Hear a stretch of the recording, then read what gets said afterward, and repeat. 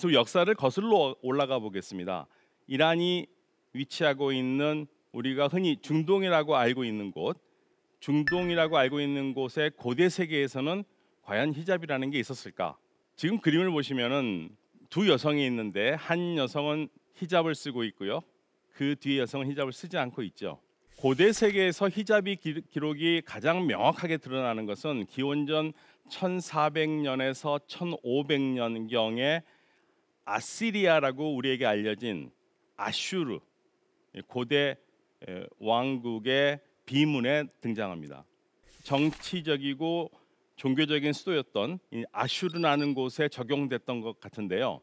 거기에는 흥미롭게도 아슈르 여인들, 즉 아슈르 여인 중에서 결혼한 사람들, 남편이 죽었더라도 결혼한 사람들이라면 무조건 머리를 가리는 히잡을 써야 된다고 적혀 있습니다. 그리고 더 나아가서는 아슈르 여인이라면 결혼을 한 여성이든 하지 않은 여성이든 자유인이라면 무조건 머리를 가려야 된다고 써 있습니다. 그런데 흥미롭게도 만일 아슈르 여인이 아닌데 아슈르 여인처럼 머리를 가리는 복장을 하거나 그런 복장을 하면서 거리를 다니면은 안 된다고 적혀 있고요. 만일 그러한 행동을 하다가 잡히면 옷을 당연히 뺏길 뿐 아니라 매도 때리고 그리고 머리에 오물 같은 것도 뿌린다고 적혀 있습니다.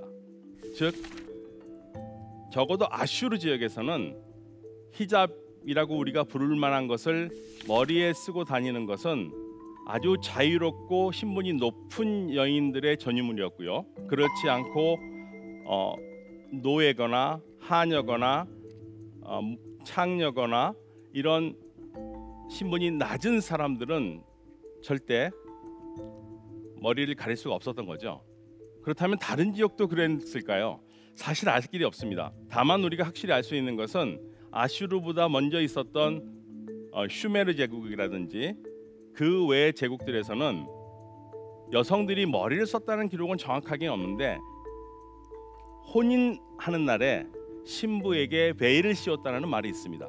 그래서 혼인하는 때에는 베일을 씌웠고 그 결혼하는 날 남편 되는 사람이 베일을 벗기는 것이 이 당시의 관습이었던 것 같습니다.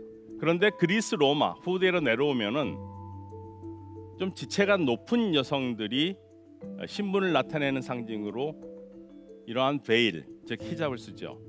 아마도 이슬람 시대 바로 직전에도 적어도 아라비아 반도 주변 지역에서는 그러한 간섭이 있었을 가능성이 굉장히 큽니다. 우리가 히잡이라는 것을 추적할 수 있는 이슬람과 관련해서 추적할 수 있는 가장 중요한 문헌은 역시 무슬림들의 경전인 코란인데요.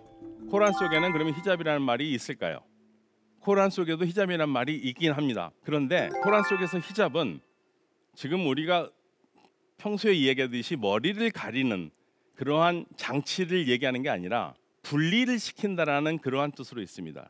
어쩌면 이렇게 사람과 사람 사이에 놓는 발과 같은 물리적인 장벽을 얘기하기도 하고요. 또는 은유적으로 두 사람 간 또는 사람과 사람 사이에 놓여진 보이지 않는 장벽도 이야기합니다.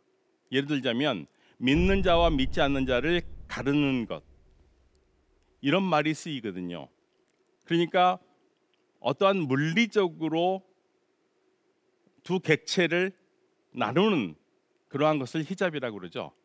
그런데 이 말이 이제 후대에 가면은 히잡은 가리는 것이다라는 거로 해서 보통 우리가 요즘처럼 쓰듯이 여성의 스카프를 가리키는 그러한 뜻으로 많이 쓰이고 있습니다. 그렇다면 코란에서는 머리를 가리란 말이 있을까요?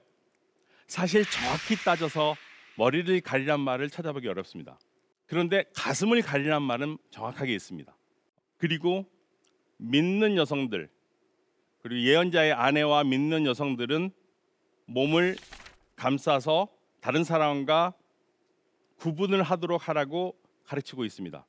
즉 무엇인가로 몸을 가려서 다른 사람과 분명히 구분이 되는, 그래서 안전하게 다른 사람이 누군지 알 수 있게 하는 그러한 장치로서의 무엇인가 가리는 이야기를 하는데, 이 가리는 부분이 머리에서부터인지 어디서부터인지는 우리가 얘기할 수는 어렵습니다. 즉 머리를 정확하게 가리란 말은 없지만 만약에 유추해서 해석한다면 머리에서 써서 가슴까지 내려와서 가리라는 말로도 이해를 할 수 있습니다만은 문자적인 의미로서 머리를 가리라는 말은 없고 가슴을 가리라는 말은 있습니다. 그리고 무엇인가 중요한 게 드러나지 않게 하라는 말은 있습니다.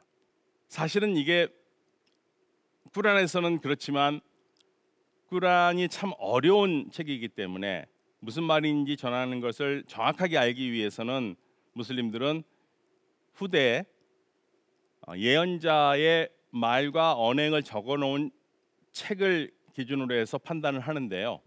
그래서 코란에는 머리를 가리란 말은 없지만 후대의 문헌에서는 머리를 가려야 된다고 하기 때문에 머리를 가리는 게 이슬람의 전통이 됐습니다.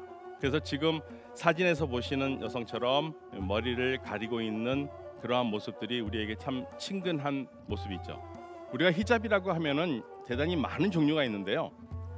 그림에서 보시면 첫 번째, 두 번째, 세 번째 히잡이 우리가 주로 많이 보는 히잡입니다. 그런데 그 중에서 첫 번째, 두 번째 히잡이 더 자주 보는 거죠. 가장 쉬운 스타일은 긴 스카프를 가볍게 두르는 쉐일라 스타일이 있고요. 그리고 좀 더 단정한 스타일이 있는데 보통 공주 같은 스타일 해서 아미라 스타일의 히잡이라고 얘기를 합니다. 그리고 네 번째는 히마르라고 부르는 건데 좀 더 깊게 내려오지요. 주로 아랍 지역에서 쓰는 말이고 꾸란에서도 이 히마르라는 말이 나옵니다. 차도르는 페르시아어 쪽에서 나온 말인데요. 특히 이란 여성들이 많이 하는 목장으로 이렇게 장옷 같은 것으로 몸을 가리고 얼굴을 주로 내놓고 하는 그러한 스타일이죠.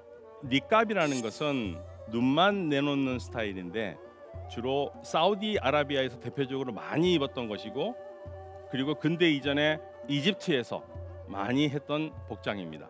그리고 끝에 부르카라고 하는 것은 우리에게는 이 복장이 사실 아프가니스탄 여성 복장 때문에 우리에게 아주 익숙하게 알려져 있는 건데요.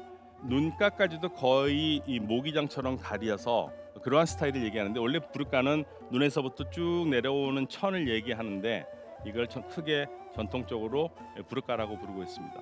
이 외에도 다양한 이름으로 히잡이 부르긴 하는데 보통은 우리가 이런 식으로 구별을 하고 있습니다. 대단히 다양합니다. 지역에 따라서 시대에 따라서 다양합니다. 예를 들면은 이집트에서는 20세기 전까지만 해도 여성들이 니캅을 쓰는 게 대단히 중요한 전승이었는데 20세기에 들어오면서 이 복장이 사라지기 시작하거든요. 그래서 지역에 따라서 그리고 시간에 따라서 히잡은 대단히 다양한 모습으로 우리에게 다가옵니다.